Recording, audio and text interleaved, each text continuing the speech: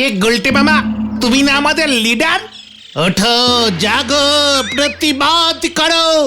ওই head sir আমাদের আড্ডা মারার অধিকার কেড়ে নিতে চাইছেন। আমার বাবাকে এসে বলে গেছেন এইখানে যেন আমাদের আড্ডা বন্ধ হয়। হ্যাঁ গুলটে মামা, আমার বাবাকেও হেড স্যার কড়া রিপোর্ট করেছে আমাদের নামে, আর বলেছেন এই গলতপুরে উনি আমাদের আড্ডা বন্ধ করবেন। ছোট ছোট ছেলেপুলেরা নাকি আমাদের জন্য উচ্ছন্নে যাচ্ছে। আমরা তাহলে এবার কোথায় যাব গুলটে মামা? ওই হেড স্যার আমাদের আড্ডা বন্ধ করতে চায়, এত বড় সাহস! বাঙালির এই আড্ডা শিল্পকে চৌপাট করার ষড়যন্ত্র। কারার ওই লৌহ কপাট ভেঙে ফেল কর রেলপাট।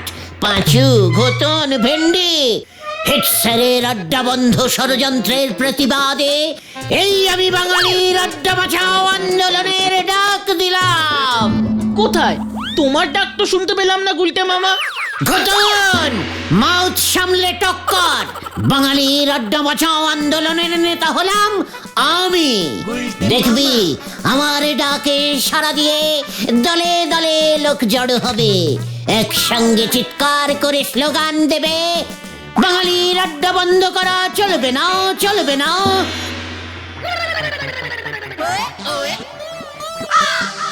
কিরে, তোরা বলবি তো নাকি? চলবে না, চলবে না। বাঙালির আড্ডা চলছে, চলবে, চলছে, চলবে। এই তো এই তো তোরা শিখে গেলি। ব্যাস, দেখবি এবার কি হয়। কি হবে গুলটে মামা? হাজার হাজার লোকের মিছিল এগিয়ে চলবে হেড স্যারের ওই স্কুল বাড়ির উদ্দেশ্যে। সামনে আমি, গলায় ফুলের মালা, দুপাশে তোরা। উফ, কি দৃশ্য! তারপর যদি বলহরি দারোগা চলে আসে, মিছিলে যোগ দিতে। হ্যাঁ, মিছিল ভঙ্গ করতে। পুলিশ হারে রে রে রে রে রে রে করে লাঠি চার্জ করে। দিকে দিকে তোমার নাম ছড়িয়ে পড়বে গুলটে মামা। উফ, কি দারুণ হবে! পরের দিন খবরের কাগজে তোমার ছবি বেরোবে গুলটে মামা। লেখা থাকবে, বাঙালির আড্ডা বাঁচাও আন্দোলনের নেতা গ্রেপ্তার, গ্রেপ্তার, গ্রেপ্তার। মানে তাই বুঝি? মানে আন্দোলন শুরুতেই এত ছড়িয়ে দিয়ে লাভ নেই, বুঝলি? আসলে ওই হেড স্যার তো একা মানুষ, তার বিরুদ্ধে খামোকা এত মানুষকে জড়ো করা বুদ্ধিমানের কাজ হবে না। Planning change. প্ল্যান চেঞ্জ মানে আন্দোলন, মিছিল এসব হবে না? নো, নো মানে না। আমি মুখ টু মুখ লড়বো।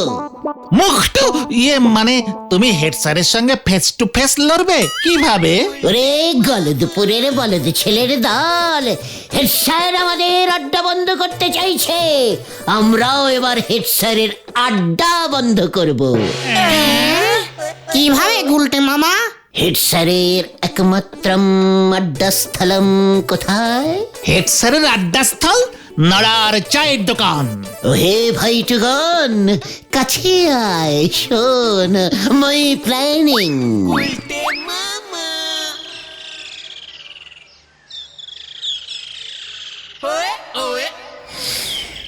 নড়া, বেশ করকরে কড়া কয়েকটা চা দে তো। ওই এলো, চা তো আজ হবে নে। চা হবে না মানে? ওই হেড স্যার নটু বাবুর কড়া হুকুম, এমনকি আমার দোকানে বসি আড্ডাও মারতে দেওয়া যাবে নে। কেন কেন কেন?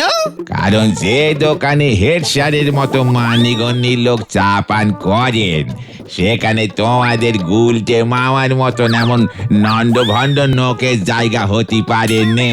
আর যদি আমরা হেড স্যারের কথা না মানি?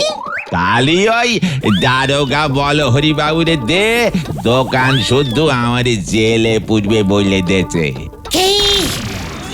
মানে ছি ছি ছি ছি ছি, নারা, তুই শেষ পর্যন্ত ওই ফুটো দারোগা বল হরিবাবুকে ভয় খেলি? কি তুমি দারোগা বাবুরে ফুটো বললে? তালি পরে তো তোমার চা তো আর দেবই নি। দারোগা বাবু যদি শোনে তুমি আমার দোকানে বসে তেনারে ফুটো দারোগা বলেছো, তালিপারি আমার সঙ্গে তোমারেও কিন্তু ওই গারদে ঢুকই দেবে, এই তোমারে আমি বলে দিলুম। মানে বুঝলি পাঁচু, চল আজ আজ যাই, পরে আসবো। ও গুলটে মামা, তাহলে আমাদের প্ল্যানটা? মানে রাইট, কিন্তু ঘটনটা এখনো আসছে না কেন? এমন ফুসফুস করতেছ গো তোমরা, একে তো বিক্রি বার্তা কিছুটি নেই, তার উপর তোমরা এসে ঝামেলি করতেছ। নো ঝামেলা নরা, আমি স্বয়ং এই গুলটে চরণ গুহ থাকতে তোর কোনো চিন্তা নেই রে। চিন্তা নেই? চা খেয়ে তো জীবনে পয়সা করি দেওয়ার নাম করনি। এখনো পর্যন্ত 371 কাপ চায়ের দাম বাকি পড়েই আছে, চিনতে হবে নি আবার। টাকার বদলে আমি আজকে তোকে একটা অদ্ভুত জিনিস দেব রে নরা। কি অদ্ভুত জিনিস দেবে শুনি? বাঁশ? ওরে বাস না রে নরা, এই যে গুলটে মামা এনেছি। তো দে ঘটন, নরাকে আজ একটু নাড়িয়ে দি। এই নে নরা, আমি তোকে আমার অতি প্রিয় কেটলিটা চিরদিনের মতো দিয়ে দিলাম। আরে কি মুশকিল, তোমার কেটলি নে আমি কি করব শুনি? আমার নিজেরই কত কেটলি আছে। ওরে নরা, তুই তোর কেটলি সরা, আজ থেকে তুই এই কেটলিতে চা কর, তোর ভাগ্য খুলে যাবে রে। কেন, ওটা কি ভাগ্যবতী কেটলি? আরে দূর, না রে নরা না, এটা হলো মেটলি সাহেবের কেটলি। কেটলি সাহেবের মেটলি? এই কি বললে, মেটলি সাহেব? সে আবার কে? দেখ দেখ দেখ পাঁচু, দেখ, নরা মেটলি সাহেবকেই চেনে না। মেটলি সাহেবই তো প্রথম তার এই কেটলিতে চা বানিয়ে সমগ্র পৃথিবীকে একেবারে তাক লাগিয়ে দেয়। ওরে সর্বনাশ, এ কি বলতেছো গো তুমি গুলটে বাবু? তাই এই মেটলি সাহেবের কেটলি তুমি কোথায় পেলে গো? ওরে আমার পরম প্রিয় নরারে, এক সময় আমি যে অনেক বছর মেটলি সাহেবের অ্যাসিস্ট্যান্ট ছিলাম। চা আবিষ্কার করবার জন্য মেটলি সাহেব গবেষণা করেই চলেছেন বুঝলি। আর আমি সারাদিন ধরে ঘুরে ঘুরে বাসক পাতা, শাক পাতা, ঘাস পাতা, হেলেঞ্চা পাতা, ঘেটু পাতা, সজনে পাতা, সে কত রকম পাতা জোগাড় করে এনে মেটলি সাহেবকে দিতাম। মেটলি সাহেব ওই পাতাগুলো এই কেটলিতে দিয়ে জল দিয়ে ফুটিয়ে চা বানানোর চেষ্টা করতেন। কি ভীষণ চেষ্টা, কি ভীষণ চেষ্টা, কিন্তু কিছুতেই চা তৈরি হচ্ছে না। আরে গুলটা একটু সামলে দাও না ভাই। গুল নামে সমস্যাই ফুল। অবশেষে আমি একদিন ভোরবেলা যখন কেটলিতে জল ফুটিয়ে ফুটিয়ে ক্লান্ত হয়ে সারস সরোবরের ধারে ঠ্যাং চিতিয়ে শুয়েছিলাম, তখন ঘটল সেই অদ্ভুত ঘটনা। ভূত এসেছিল বুঝি? এই, এটা কে রে পাঁচু? আমি দেখলাম সারস সরোবরের মধ্যে থেকে উঠে এলেন এক দেবী। আমায় বললেন, শ্রীমান গুলটে, তুমি বুঝি জল ফুটিয়ে ফুটিয়ে ক্লান্ত? আমি দৌড়ে গিয়ে বললাম, হ্যাঁ দেবী, কি পাতা দিয়ে চা হবে বুঝতে পারছি না মা। অমনি উনি আমায় একটা সুন্দর ডিপ লাল রঙের একটা ফুল দিলেন। বলতেছি ওটা কি জবা ফুল? ব্যাস, দিলা তো আমার ভাবটা নষ্ট করে। আশ্চর্য! ওরে গলদপুরের বলদ নরা, ওই সারস সরোবরের দেবী জবা ফুল কেন দিতে যাবে আমায়? ঠিক আছে ঠিক আছে, তালিপারি ওটা কি ফুল ছিল? দেখলি দেখলি পাঁচু, নরা সেই তখন থেকে সেই ফুলটার পেছনেই পড়ে আছে। আরে ওটা ছিল একটা স্বর্গীয়, যে মানে স্বর্গীয়, মানে স্বর্গীয় ফুল। বুঝতে পেরেছি, ওই ফুল দিয়েই এই কেটলিতে চা তৈরি হলো। ওরে নরা নরা, না না না, দেবীর কথা মতো ওই ফুলের মধ্যে যে বীজ ছিল সেই বীজ মেটলি সাহেবের বাড়ির উঠোনে ছড়িয়ে দিলাম। দুদিনের মধ্যে কচি কচি সবুজ সবুজ পাতাওয়ালা গাছ জন্মালো। অবাক কাণ্ড, 7 দিনের মধ্যে উঠোন ভর্তি ওই গাছের বাগান হয়ে গেল, বুঝলি? তারপর ওই গাছের পাতা দিয়ে ওই কেটলিতে ফেলে দুধ জল চিনি দিয়ে ভালো করে ফুটিয়ে কাপে ঢালতেই কি সুন্দর গন্ধ বেরোলো, তৈরি হয়ে গেল চা। আর বসতে পারছি না রে, আমি এখন যাই, পরে এসে পয়সা দেবো। যা কেলো, উনি তো তোমার গপ্প শুনেই আমার চায়ের দাম না দিয়ে চলে গেলেন। তাই কেটলি দিয়ে আমার কি লাভ হবে শুনি? ওরে গলদপুরের বলদ নড়া, যে কেটলিতে দেবীর আশীর্বাদ ধন্য পাতা দিয়ে চা তৈরি হয়েছে, অটোমেটিক কেটলিটাতেও দেবীর আশীর্বাদ লেগে রয়েছে রে পাগলা। সেই থেকে ওই কেটলিতে চা তৈরি করলে আর চা পাতাই লাগে না। শুধু জল দিয়ে ফুটলেই ফুরফুর করে চা বেরিয়ে আছে। মা গো মা, এ কি বলতেছো গো গুলটে বাবু? চা পাতা ছাড়া চা? হ্যাঁ, তাহলে আর বলছি কি, স্বয়ং ওই দেবীর আশীর্বাদ, বুঝলি? ওই চা পাতার এত গুণ এই কেটলিতে ফুটেছে, তার স্বাদ গন্ধ এখনো যায়নি, নতুন করে আর চা পাতা দিতেই হচ্ছে না। মেটলি সাহেব তো তাই এত চা খেয়েছে, চা খেতে খেতেই পাটল তুলেছে। তারপর থেকেই এই কেটলি আমার কাছেই ছিল। আজ থেকে তোকে আমি দিলাম এই কেটলি। বলতেছো কি এই কেটলি আমার? আলবাত ইয়েস। তার মানে এখন থেকে চা পাতা ছাড়াই চা হবে? আমার তো খরচা কমে গেল গো। তোর হাতে এই কেটলির প্রথম চা হেড স্যারকেই খাওয়াস নরা, এটাই মেটলি সাহেবের শেষ ইচ্ছা ছিল রে, মনে থাকে যেন।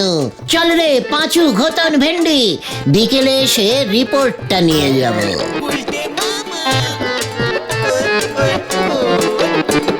মেটলি সাহেবের শেষ ইচ্ছে?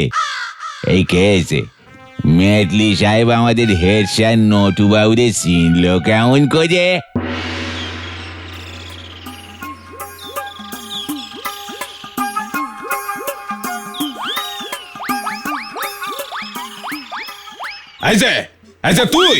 তুই আমাদের নড়ার ছেলে না? বল দেখি, আমাদের রাজ্যে কোথায় চা পাওয়া যায়?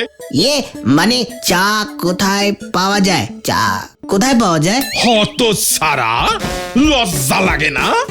বাবার চায়ের দোকান, অথচ চা কোথায় পাওয়া যায় সেইটা জানো না? কিন্তু প্রথম চা কোথায় তৈরি হয়েছিল সেটা জানি স্যার।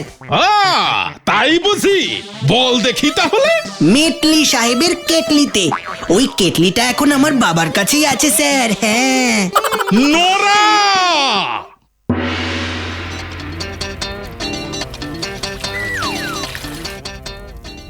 মাথাটা ঠান্ডা করে একটু বসেন দেখি স্যার। এত মাথা গরম করলি কি চলে? জলটারি আগে গরম হতে দেন। কি? মেটলি সাহেবের কেটলি? আর এই কেটলি দিয়েছে তোরে ওই গুলটে? ওই গুলটের ফাঁদে তুই পড়েছিস নড়া, এই তোকে আমি বলে দিলাম। আরে বাবু, আগে এই মেটলি সাহেবের কেটলিটার উদ্বোধনটা করতে দিন না, তাহলেই পরে সব বুঝতে পারবেন।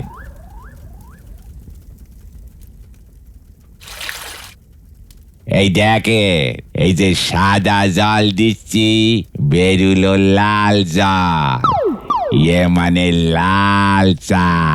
আচ্ছা, এতদিন ধরে তুই চা বানাচ্ছিস, চা কি কখনো উরম লাল হয় রে হতচ্ছাড়া? হয় না সে তো জানি, কিন্তু এ তো আমাদের সাধারণ চা নয়, ওই সরোবরের দেবীর লাল ফুলের চা বাবু। লাল তো হবেই, আপনি একটিবার খেয়ে দেখেন না বাবু। মানে নড়া, এই চায়ের জন্য তুই কি পয়সা নিবি? কি যে বলেন বাবু, মেটলি সাহেবের কেটলির উদ্বোধনী চা বাবু, পয়সা নেন নিজের না জাতি কি করে নেন বাবু, এক চুমুকে খেয়ে নে বলেন দেখি কেমন খেতি হয়েছে। এত করে যখন বলছিস দে তখন।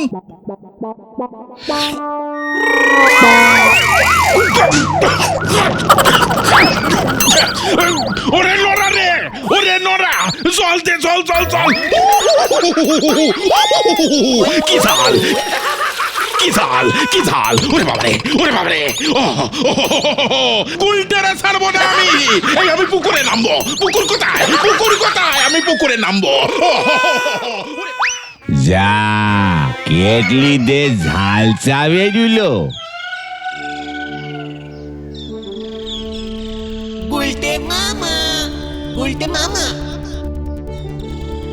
তুমি এত চিন্তা করো না গুলটে মামা, তুমি দেখো ভেন্ডি এখনই সুখবর নিয়ে চলে আসবে। পাঁচু ঠিকই বলেছে গুলটে মামা, আমি তোমার কথা মতোই গুনে গুনে 15 চামচ গুঁড়ো লঙ্কা কেটলির ভিতরে ছড়িয়ে রেখেছিলাম। নারাদা যদি ঢাকনা খুলে কেটলির ভিতরটা দেখে তাহলেই তো আমাদের প্ল্যানিংটা ধরে ফেলবে।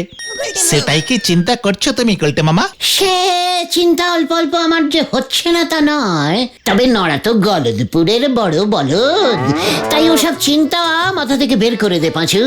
সব কাজেই অল্প বিস্তার ঝুঁকি থাকে, এটা ভুলে যাস না। বেশি ঝুঁকি নিতে গিয়ে আবার আমরা নিজেরাই ঝেঁকে না যাই গুলটে মামা। গুলটে মামা, কেস গন্ডগোল হয়ে গেছে। কেন কেন কি হয়েছে? তোমার ওই ঝাল চা খেয়ে হেড স্যারের মাথায় আগুন ধরে গেছে। পুকুরে নাকি 50-60 বার ডুব দিয়েছে।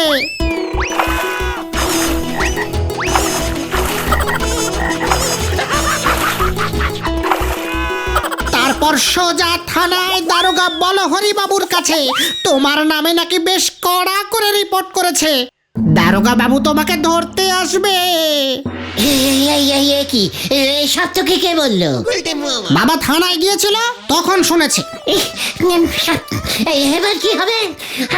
ঘটনা, তোকে এতখানি লঙ্কা গুঁড়ো কে দিতে বলেছিল? আমি তো তোর আমি কিন্তু তোর নাম বলে দেব। তুমি এত ভয় খেও না গুলটে মামা। দারোগা বলহরি বাবু আজকে চুরির খবর পেলে আগামীকাল চোর ধরতে বের হয়, তাই চিন্তা নেই। তোমাকে ধরতে আসতে ওর এখনো ঢের দেরি, তার মধ্যে তুমি একটা প্ল্যান বের করে ফেলো। এসব কি বলছিস পাঁচু? আমাকে ধরতে আসবে মানে? লিডারের বিপদে তোর এমন ন্যাজ গুটিয়ে ভাগার কথা বলছিস কেন রে ভাইটুগন? শোনো গুলটে মামা, সন্ধে নেমে আসছে, তুমি বরং আজ রাতটা সোজা আমাদের স্কুলের দারোয়ান রামচরণদার ঘরে গিয়ে লুকিয়ে থাকো, ও তোমাকে খুব ভালোবাসে। এইটা একদম ঠিক বলেছিস পাঁচু। জয় রামশরণের জয়। হেড স্যার যে সোজা থানায় চলে যাবে সে হিসেবটাই কষিনি রে। তবে আমি ডাইরেক্ট স্কুল যাব না, আগে ভালো করে সন্ধে নামুক, তারপর রাতের অন্ধকারে টুক করে স্কুলে ঢুকে যাব। ততক্ষণ আমি এখানেই থাকবো, তোরা আমাকে পাহারা দিবি। গুরুকে বাঁচানোর গুরু দায়িত্ব তোদেরই নিতে হবে, এটাই আমার হুকুম।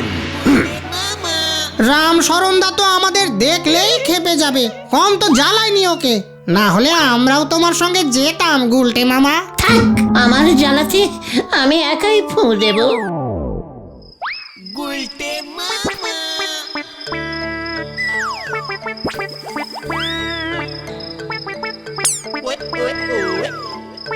একই ওই ঘরে আলো জ্বলছে কেন? রামশরণ কি ওই ঘরেই আছে?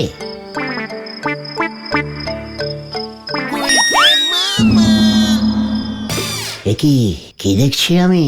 ওরে বাবা, আমি 5 গুনবো, তার মধ্যে লকারের চাবি চাই, নয়তো গুলি মেরে মাথার খুলি উড়িয়ে দেবো। 1 দিস ইজ মোক্ষম সুযোগ।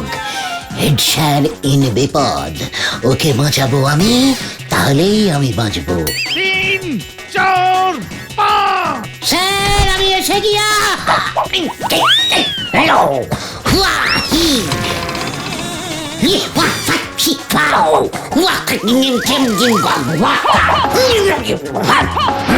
স্যার, নো চিন্তা, ডো ফুটি। আমি থাকতে আপনাকে কেউ কিচ্ছু করতে পারবে না। ইয়াহু!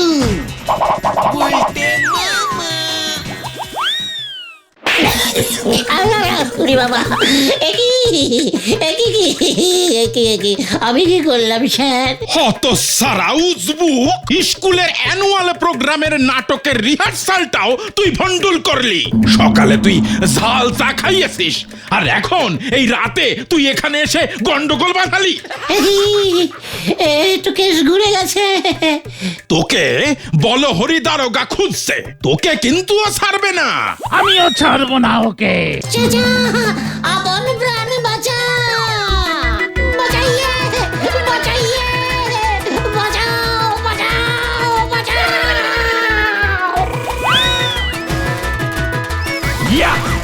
বাঁচাইয়ে, বাঁচাও।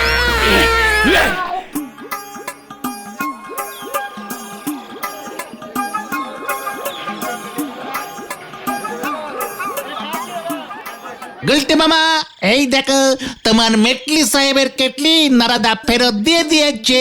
কিন্তু হেড স্যারের ঝাল তো এখনো কমেনি রে ভাইটু। না গো, কমেছে। শুনলাম বলহরি দারোগাকে তোমার নামে যে নালিশ করেছিলেন, হেড স্যার সেই নালিশ ফিরিয়ে নিয়েছেন। এমনিতেই ওই লোকটার কাছে তুমি যা ধোলানি খেয়েছো সেটাই নাকি যথেষ্ট। মাউথ সামলে টক করে পাঁচু। আমি ধোলানি খেয়েছি মানেটা কি? আমি তো ইচ্ছে করেই ধোলানি ইয়ে খেয়েছি। ভুলে যাস না, লোকটা আমার পেছনে অনেকটা দৌড়েছিল, তার উপরে হেড স্যারের লোক। আমি যদি উল্টে লোকটাকে ধোলানি পেটাতাম, আমাদের হেড স্যারের অপমান হতো না। যতই হোক, নটুবাবু তো আমাদের সকলেরই একদিন হেড স্যার ছিল রে, তার তো একটা সম্মান আছে নাকি? তাই তো আমি ও বাবা গো। জয় গুলটে মামার জয়। ওরে, এটা হলো গুলটের প্যাঁচ। এক ম্যাচেতেই সবাই হয় ঘ্যাচ।